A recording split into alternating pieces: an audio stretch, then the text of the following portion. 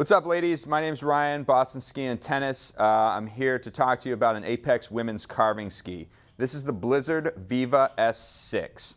It is a 74 underfoot ski with an 11-meter turn radius. What makes this ski really unique is a transitional sidewall. So it's going to have a beefy sidewall underneath the foot with a cap construction in the shovel and then a cap construction in the tail of the ski. What that does for you is it makes for a nice easy transition into your turns, locks you into the turn once you're halfway through, and then has a nice easy release out of it as well. The binding system is the piston suspension system, which is going to give you plenty of rebound in and out of your turns. Any woman who likes to ski with stability and control, this is a fantastic product for you to get on and try. Come down to Boston Ski and Tennis and check us out.